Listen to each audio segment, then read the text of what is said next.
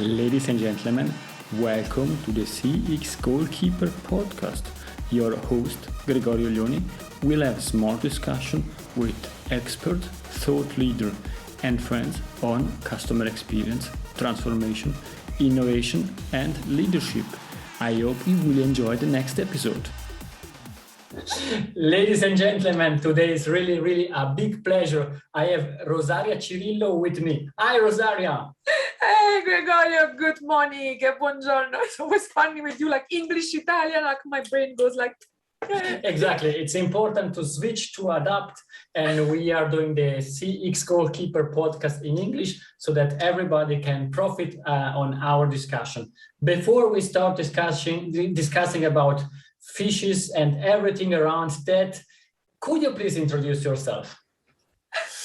So this is, I'm Rosaria, I'm originally Italian, so I like to say I'm little. You don't see it with now with the cameras, but I'm actually really a little Italian ball of energy because I'm also quite little, and I like to call myself an happiness change catalyst. I am a customer experience professional for the past 20 years. I've studied business economics, wrote my master's on customer experience, but happiness has always been the lingering thought and feeling, and it's been my passion ever since I even started studying philosophy. But I went then actually to economics to really start to understand it.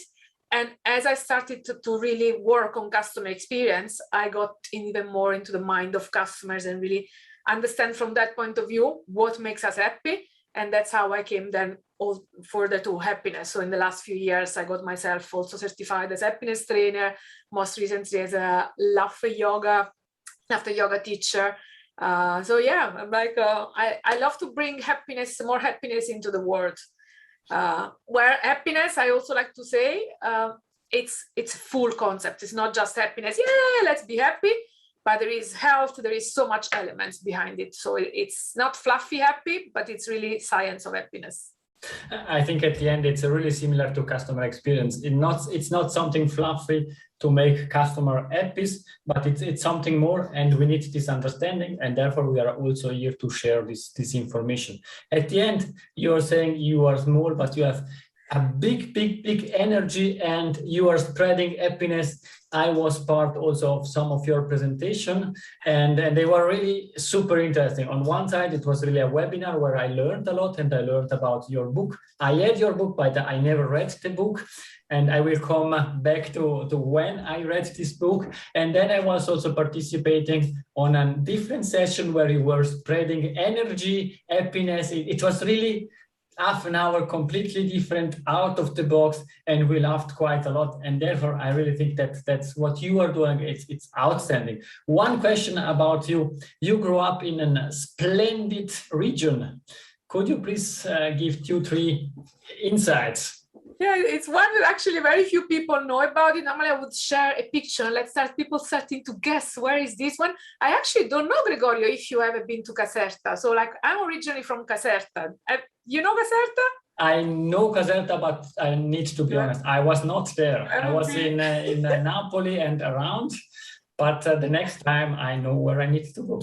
So you see, most people know Naples. So I always end up saying, yeah, I'm from like 20 kilometers from Naples. But in Caserta, basically, we have an amazing royal palace. It's actually the summer residence of the king that they built Versailles. So I always say we have the best version with 4 kilometers garden and waterfalls. So it's really amazing, but nobody knew about it. So it's like I grew up in this city, Caserta, where it seemed to me that people were just accepting mediocrity, or like they always have the idea that Italians are very happy, but it was a superficial happiness. It was like a pleasure happiness. It was not the hedonic happiness, really about life and improving things around. So we had a very poor government organization, like it was garbage everywhere, and I couldn't get it. For me, it was such a discrepancy. We had so many beautiful resources. We knew how to enjoy, like how to have fun, but we were not really happy. And that's where I started my path. I left Caserta to go studying in Rome. And then from Rome, I started to do internship. I first went actually for 6 months studying in Ireland. And that's also where I start to see, look, here they have beautiful views, but they actually market them. They give a name to every single view, and they have a touristic center. In Italy, not at all, at least not in the south. And then from there, I came to the Netherlands to start to do an internship for 6 months at Forrester Research. That's where I started to get into customer experience, because it was back in 2002, like nearly 20 years ago. It's like, where customer experience was just starting as a concept. And then from there on, I made customer experience, my life. And the combination, interesting combination of Italian within the Netherlands, where people really knew how to enjoy life. And like for me, what struck me as soon as I came to the Netherlands was this concept that we also mentioned in the book of gezelligheid, where people will leave the office at 5, go to the park, enjoy a wine, enjoy the sun. They could really make the best out of every circumstance, the weather, nature around. And I really had this feeling of enjoying life and really building their happiness. I think this should be always also our long-term target, because we are either only once, and it's extremely relevant what you are saying. One question, and it's a yes or no question. I know that I shouldn't ask this question. Are the parents of your husband still thinking that you live in this Reggio di Caserta, in this big villa? Yeah, so it's like, did I mention that in the book? Or like, so I did make that joke to my parents-in-law at the moment, because what is fascinating in Caserta is that when you arrive from the highway, you arrive in front of the Royal Palace, massive, and you can rent some rooms in there. So like I pretend I was like, we didn't tell you that I'm the queen of Caserta. No, so like afterwards we told them, no, of course not. I'm just a normal human being. You mentioned that in one of your presentation, it's not stalking. And if I am speaking with a guest, then I prepare also for the discussion. And excellent memory. I didn't even remember mentioning that one, but indeed. I think that was also the why I start reading the Yellow Goldfish Factor, because I was participating to one of your presentation, and it was really mind-blowing, your energy, what you were explaining, how you were explaining that. I really suggest to all my colleagues, all the listeners of this podcast, have a look of what Rosaria is doing, because it's outstanding. And then I said, if I am 2 weeks vacation, then I want to read something that brings me forward, and therefore always about customer experience. And I selected your book because I said, if these presentations are so funny, but they have also a lot of great contents, then I want to read the book. And it was really an outstanding book that I suggest to everybody. I will put the link in the show notes. But now the big question is, why did you write this book? So interesting one. So first, there are two main things. I mean, I guess I don't know if everyone has a dream. Like most people have a dream to write a book. So I always loved writing. So for me, it was always missing. I'm just gonna do it. But I knew I wanted to write. I wanted to bring more happiness into the world, also through a book, and a business one and an artistic one. So I actually did promise my father in his last few months. So my father was dying with cancer. Sorry, a bit I mentioned, at least in the Italian book more than in the English one. And I wanted to share with him something that I was going to do. And a book was the one thing which was like, this is a concrete commitment. And my father was a teacher, so I knew a book was something that would speak to him. So I made that commitment to him. And then things kept going. And actually I'm still working forever on a book about this last six months of illness and what that meant for me being a mother-to-be. But that is still so emotional that it's still in a corner. And then what happened was that I started to bring into the world the concept of happiness-driven growth with a TEDx. But in a way, it was like a visionary concept. And for me, there was this struggling. I'm like, I can see this, but how can I make other people see it? I can see that companies are starting to do things that are focused on happiness, but not enough. So how can I do this? So I started to think, I need to start collecting examples in a structured way of companies which are already either putting happiness at the center, or at least doing some of the elements that contribute to happiness. And also for me, putting down all the knowledge that I accumulated through the years, plus researching new knowledge on what really makes us happy. And then that was the moment where it's always like say when you really have an intention, the universe conjures to make it happen. So at that moment, like really like the same week, I got an email from Stan Phelps asking me if I had examples about pink goldfish, because at that time I was writing pink. And then I started looking back, and I looked back at his TEDx. I started researching more and more about him. I had read some parts of him, and I was like, I could see also his evolution, how he had moved from customers and employees to purpose. I was like, okay, I wrote him back. I was like, Stan, yeah, I don't have right now any example about pink, but I really think your next book should be happiness and yellow goldfish. Why don't we talk about it? And surprisingly, sometimes we do have those moments of springing, but not very often the thing springs on from the other side. And surprisingly, it was like he immediately reacted. It was like, yes, let's talk. I was like, okay. And that's how then, that sparkle just became a fire. And that's how, yellow goldfish came to existence. Then for the following year, we start collecting a lot of examples. He has a way, Stan, of creating a listly kind of crowdsourcing projects, but also to put together all the examples we are aware of. And then from there, it became a book.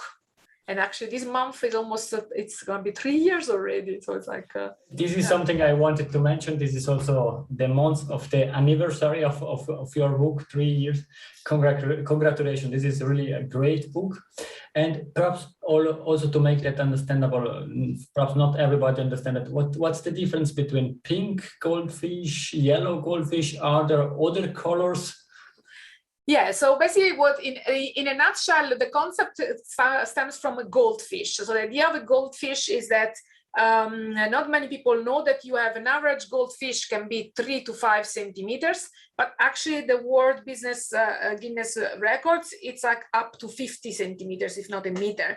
And so Stan started to look into what are the differences, what can make such a difference on the size of a goldfish. And identified 5 elements, out of which the one that companies can really only have control over is their DNA. So the way that they're able to differentiate. So he started to analyze ways that companies can differentiate. He's starting by looking how can they differentiate on customer experience, how can they differentiate on employee experience. So that was purple goldfish, green goldfish. Then he looked at technology. So that's the blue goldfish. Then he looked at purpose. That's the red goldfish. Then pink was about, and I'm thinking I'm missing a color. And he had gold and purple goldfish, which was about the 20% that brings the 80% results. Then he had pink, which was the 6th color, which was about how the weaknesses and what makes us weird can become our strength. And what was also for me quite fascinating at that period was also the period where I actually discovered myself I have ADHD. So for me, it was also like reading pink goldfish was like, so my weirdness can actually be my strength. And then the 7th color became yellow, which is about happiness. So that's a bit the story of the goldfish. Thank you. And it's really interesting. We could have, I think, 5 or 6 podcasts for each book, but let's focus on the yellow one. Don't worry, I'm not saying another one because you wrote the yellow one. Therefore, let's focus on that. It was for me was really, really interesting and made me think about it. You have one really interesting part that it's the phase 1 is thinking about shareholders. Then you have thinking about customer value, customer lifetime value. Then people are saying, yes, customer are extremely important, but let's speak about employee experience because happy employees create happy customers. And I think the next one is purpose, why we are here and why we are doing something other, thinking about Simon Sinek book. And now you are adding the next level, happiness. How did you create this path? And could you please elaborate a bit on that?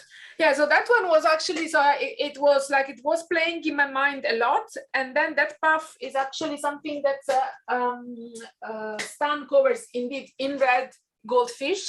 He has an evolution of the business. So really, how do you see the business evolve? For me, it's really about, it's an evolution, but it's also like a stagnation because it's also like 4 different type of ways, approach, philosophy of business. And that's where I came in with happiness. A discussion we had with Stan is also like, is it really, you know, a path? Do you have to do either one or the other one? I love Tal Ben-Shahar talks about the tyranny of or. Is it the shareholders or the customer or the employees? I'm like, let's get away from this tyranny of the or, and let's embrace and. We can have all the elements together, and if we have all the elements together, then we reach even more. And for me, even more than an evolution was really about, it reminded me a lot of the millennial discussion of, is it the sun or the earth at the center of the universe? At the end, all those elements for me are part of systems, and we have also system thinking from Senge. It's like we have to stop seeing everything like a silo, and we really have to start seeing things as an overall system. And if we put happiness at the center of our universe, because ultimately happiness is the ultimate goal why everybody is here and why we all live. If we put happiness at the center, and then around it, you start to have the customers and employees and purpose and shareholders, then you really create a healthy, sustainable, and ultimately also profitable system universe. So that's the idea behind it. And I think it makes totally sense. The big question that we already discussed also in the pre-discussion is how to make that understandable for the C-suite, the executives. But this is another topic. I think we can start speaking about the book, spreading the word of mouth, and it totally makes sense. You are speaking about happiness. I think other people are speaking about well-being, but at the end you are speaking or sharing the same idea, that it's not all about shareholder values, customer, but it's something more, and it's something that we can achieve as human beings, and not only thinking about business, because business is something that we as human beings created for the economy and all that stuff. But at the end, we are human beings working, and we are human beings 24 hours a day. As you said at the beginning, at 5 o'clock in the evening or at 6 o'clock in the evening, it's not that it stopped, close everything, and I go out and I am completely a different person. And therefore, what I really liked in the book, it's created about, you are speaking about happiness, and happiness, it's an acronym of something different, and growth. What does happiness mean for you? Yeah, so there are a lot of what we did. So like, one thing, if I didn't mention about me, I love to learn. So it's like, if I could spend my entire life learning, reading, researching, probably that's what I would do. So I also learned about a lot of different happiness model out there, from PERMA to Spire to Flourish. And when you talk about well-being, like, I'm especially trained by the school of Tal Ben-Shahar. It talks about the Spire well-being model, which is spiritual, physical, intellectual, relational, and emotional well-being. What I did with Yellow Goldfish and with the happiness model that we created was really to bring all of those elements, well-being, but also translating them into the business world and into what makes our customers, employees, and society happy, and how can we as human beings contribute to this happiness, because nobody can make somebody else happy. Each of us is responsible for their own happiness. We can only contribute. So that's how then the happiness started to become an acronym for 9 paths of 9 ways, or now what I call also the 9 petals of the sunflower of happiness. The first one stands for health. So that's both our physical and our mental well-being. So, and that's the basis for everything. Then you have A, which stands for autonomy. So we need to be able, in the condition of taking steps and feeling ownership of our time, of our space, or even of our energy. Then you have the first P, which is for purpose. So that's the why. How can you add value and meaning to your life and the one of others? Then you have the second P is for play. This is really about our childlike inner nature. It's about creativity. It's about just enjoying time, doing everything that we feel like. Then you have the I for integrity. So this is about honesty, trust, really doing things which make the world better than we found. Then you have the N, which is for nature. where nature stands both for actual nature, so experiencing nature and preserving, respecting nature, but also it's about beauty, because ultimately nature is beauty. So it's about also appreciation of beauty and how can we bring more beauty into our life. Then we have the A for empathy. So that's really about everything related to connection, because we are human being connected, wired for connection. So all the elements of empathy and emotion. And then you have the two S. One S is for simplicity, because it's like, yeah, things, the simpler we keep them, also the less strain for our brain, for our mental, for our energy. And the final S, it's for smile. And back then, so smile and celebration and really also award and acknowledgement of our quality. What I didn't know back then also was that you can smile and laugh as a choice. So in the book, we talk a lot about the power of laughter, but back then I thought I have to look at comedy, I have to make a joke in order to stimulate laughter. And most recently I learned actually we can laugh as a choice with laughter yoga.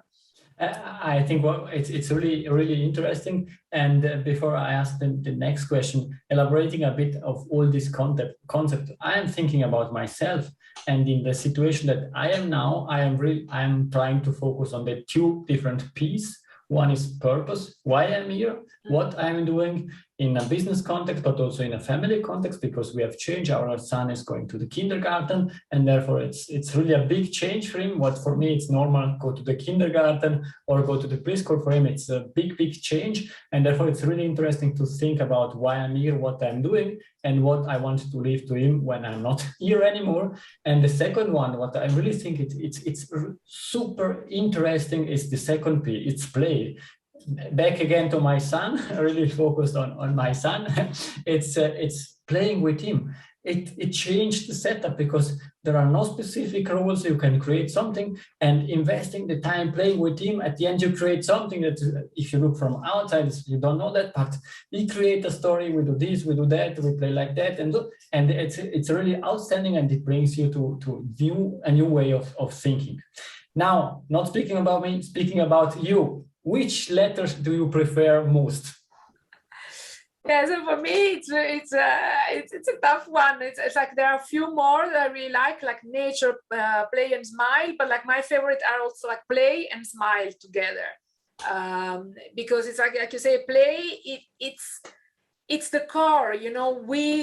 And so is smile. You know, when the first thing that we do as a child, when we are 3 months, and we are all like, as a parents, we are all waiting for that very first smile and giggle, and then we spend hours looking at how the kids play.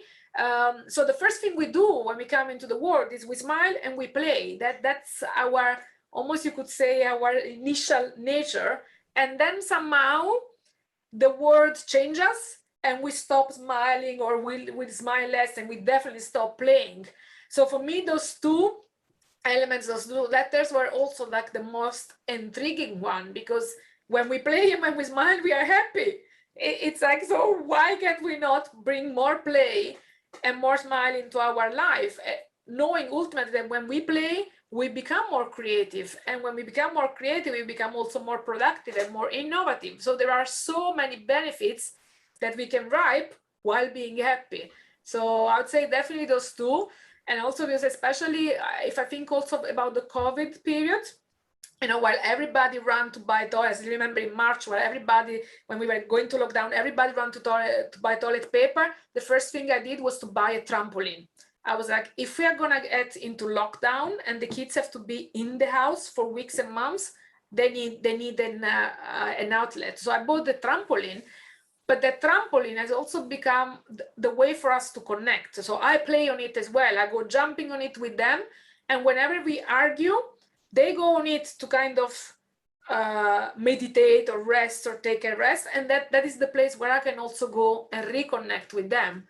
So it also helps with connection. And I think this is really important also to have example to explain that. And basically, what I really like from the book, it's full of different examples coming from different industries. And one of the example I like most is from Bob Chapman. We measure success the way we touch people's life. perhaps it's not the perfect sentence, but you understand what I'm meaning. And for me, there it's really, it's an industry where you think we don't need customer experience, we don't need to focus on people, let's do what we need to be done, but it changed it completely. What's your preferred example in the book? Again, extremely difficult to choose, but something that stands out for you. I really love the one that you mentioned, Bob Chapman. What I also love from him is that he brought in as a KPI in the organization the divorce rate, because by talking to his employees, he realized what an impact a different environment made also on people's life. My very favorite example is actually the one from General Electrics. So we have the basically it's the example of Doug Dietz, which had built a new MRI machine. And for me, that example, it's my favorite because it covers both two major elements of happiness. So we put it under play. No, we put it under the nature because of the beauty, but it's also part of play and empathy. And it's also a big example of growth. So if I share the example in a nutshell, is so Doug Dietz had created this MRI machine, and he decided to took time to actually go and see it in practice on the field. So to leave the office to actually go and see this machine. This machine was for children, which had to have an MRI. Now, children who have to have an MRI are probably highly sick, highly stressed. Their parents, and so can you imagine, like it just blows my mind to imagine what can be happening in that family. And Doug Dietz is an engineer. He thought, I'm going to look at this child and he's going to be so happy to jump into my fantastic new technology machine. And then instead he goes on the floor in the hospital and all he sees is this frightened child hanging on the arms of his parents, which are also highly stressed, and screaming, I don't want to go in. And that was for him the moment where it's what I call the grounding moment, is the moment where he starts seeing the reality from the eyes of the child rather than from his own reality. He starts feeling empathy for that child. And then he decided, so he had at that moment, it's a moment of choice. He could decide to just ignore that moment and just say, yeah, but this is the best machine. And the job he needs to do is to get him a scan. But instead, he decided to challenge himself, to go back in himself and say, what can I do differently? So he went back to the drawing board. He decided to reach up.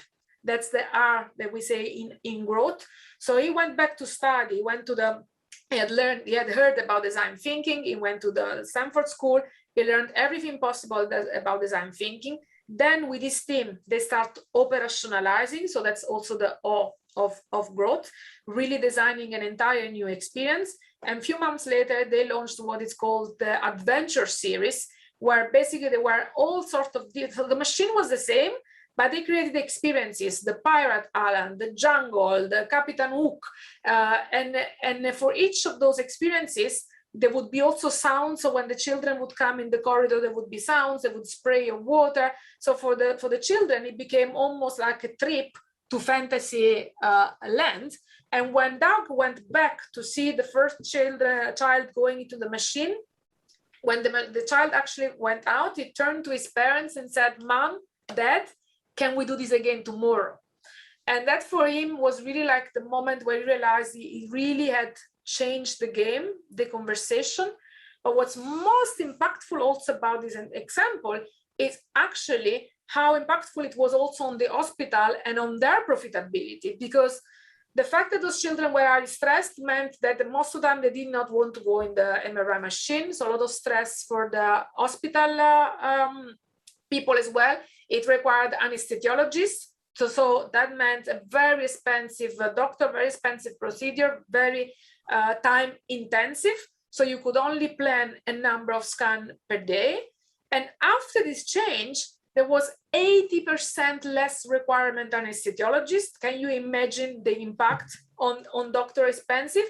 So it also meant that they could do much more scans in a day, which ultimately resulted in much more life saved, because much more scans could be done earlier on. So for me, it's just such a mind-blowing example. And that's for me what it so much represents, what I call happiness-driven growth, where you can put happiness at the center, transform a terrible moment into a moment of fun for the child, change the conversation with the parents, while creating more profit for the hospital and saving costs. So that is definitely my favorite example.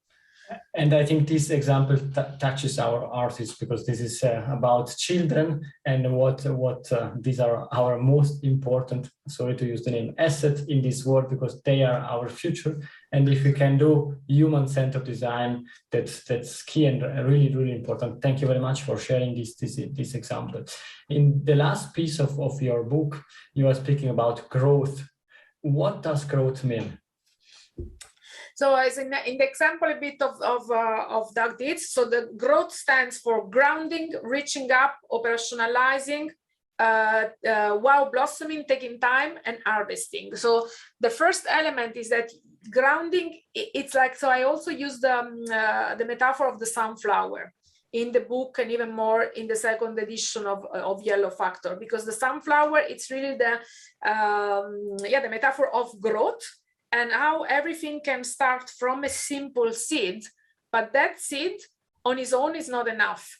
So you need to know the seed, but then you also need to find fertile ground, the right timing for it. You need to water it, you need to nurture it, you need to protect it from all the, so if you ever try to grow sunflowers in your garden, I've done it now for 3 years, and it's an amazing experience, because then you have all those little, I don't know, the snails that are gonna go and eat it up. So it's like, that seed really has to have all of the right conditions in order to start germinating. And then after it germinates, it starts reaching up. So there is this reach up phase in which you say, I challenge the status quo, and I decide to be who I am, to follow my dream, to follow the sun. Then you go into operationalizing. So you see also it starts getting in all the different leaves and all the different blossom, and then eventually it gets to what I call wow blossoming. But in order to have that grow, you need to have also that you have to take time, so it requires time, and only after that you can really harvest the results. And especially with the sunflower, but with every ripple of happiness afterwards, you also have the seeds, and those seeds will generate new sunflowers. They become food for the birds. They can become also, like, we eat sunflower seeds, and even just the beauty of the sunflowers is out there for everybody to see. So that is for me how, the acronyms of growth, what it stands for. What you're saying with sunflowers for me was mind-blowing with potatoes. My mom said, put one potato under the earth, and then you need to give water and wait and wait and wait. And then after some, I don't know, weeks, months, I found out that there were quite a lot of potatoes there. But it was not an easy path to get there, because my mother said, you need to give them waters every evening because it's warm and all this stuff. And therefore it takes times, as you are saying, and the part it's not so easy. On this acronym of growth, which one is the most difficult from your side, from your point of view? Yeah, so that's also an interesting one. So, like, having said that, time, it's probably like the quintessential element that you always need. What is always difficult, what is most difficult, so there is one thing that comes to mind, and it's like in the past few months I've been looking at Once Upon a Time. I don't know if you're familiar with it's a series on Netflix, and unfortunately now I've removed it, but it's amazing. It's really all about fantasy and all. And I think that the most difficult element is that moment between grounding and reaching up. So in the movie Once Upon a Time, you have this moment in which you move between realms, between different worlds. So from the Snow White enchanted forest realm to Frozen, or to just a world without magic. And you move across using a magic bean. This magic bean opens a portal, and there you have a moment where you have to choose if you jump in the portal or not. And I've been thinking as I watched that, and as I've also thought about growth, and it's like, it's with growth, you know all the elements, but there is one moment, and I think it's very much between the germinating moment and the reaching up, in which you have a choice. Do I jump in the portal or not? And that, I think, is the most difficult one. So it's like Doug did when he had this moment of grounding at the hospital, where he saw the world with the eyes of the child, and then reaching up by thinking of design thinking. But at some point he had this moment where he had to choose, do I go for it? Do I believe that I can change the way that MRI scans have been done until now or not?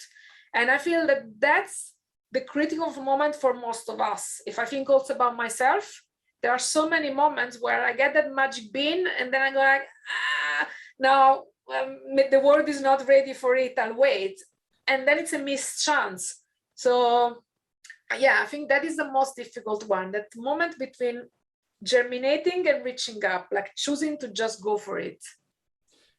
Thank you very much, Rosaria. It was really great to discuss about this outstanding book. Some question about you, and then we can conclude.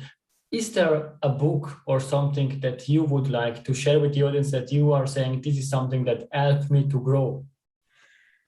There are so many of them. So I'm a huge fan of Brené Brown. I've read all of the Brené Brown books. Positive Intelligence from Shiraz Shamin is also been one that has really made a major growth.